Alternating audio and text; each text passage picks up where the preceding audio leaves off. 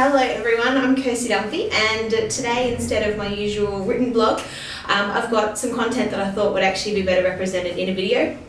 Part of it's probably me being lazy as well. I might look a little bit different to last time some of you saw me on video. Hair's growing back after 9 months of having it shaved, and something else is growing after pretty much almost exactly 9 months. So a couple of days of having a baby, and I thought, you know what, rather than typing, let's just talk to Sally and she can tell us what's been going on. So let me introduce you to Sally. Sally is one of my business partners and also a very good friend. We've known each other for about 18 months now. And she's terribly nervous about being here. And I told her I would take it very easy on her. But Sal's a really avid reader, which I love, and she actually reads this blog. And you read a blog a little while ago and decided to take a bit of action, didn't you? I did. What we're talking about today. So it was a blog on a bit of an unusual way to set goals and sort of a, I guess, malicious way to set goals. So I was really interested. I wrote the blog and then Sal read it and came to me and said, oh, I've set myself a goal, and I want you to know I don't force people that I work with into doing this sort of thing. But she came to me with the goal written down on a piece of paper. And tell us a bit about what the goal was actually working towards. Sure. So my goal was to finish 3 large parts of an assessment I was doing for the real estate training to have my diploma.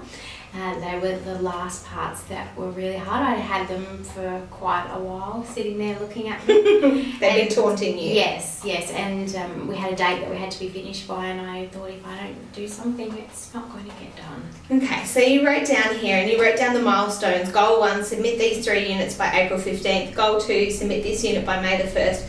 And goal 3, submit this unit by May 15th. And May 15th was this week, wasn't it? It was. And it's a bit of a challenging week for you. It was. So is it fair to say that the last assignment that you had left to do was probably the hardest one of the whole lot? Absolutely.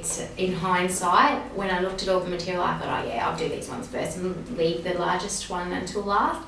Stupidest thing I could have ever done. It was horrendous. So we had quite a few sort of panicked emails and text messages going back and forth over the past couple of days.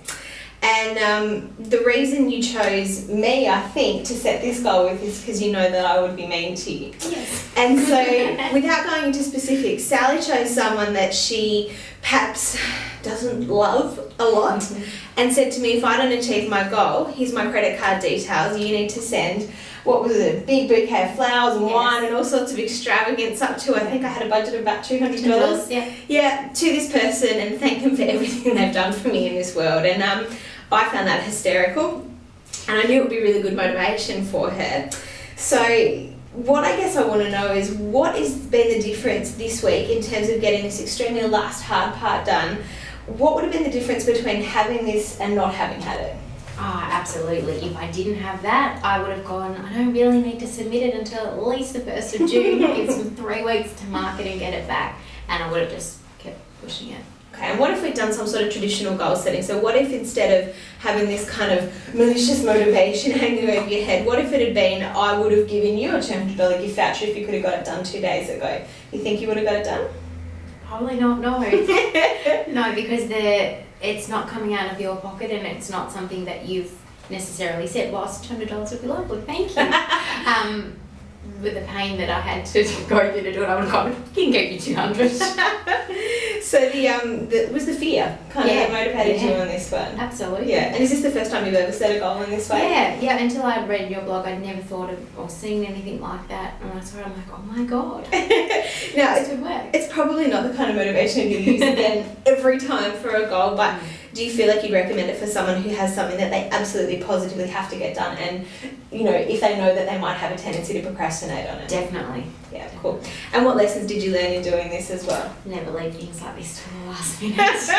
Excellent. So what do you want to do with this now? It's got your credit card details. I think we could rip it up. Rip it up, go for it. Excellent.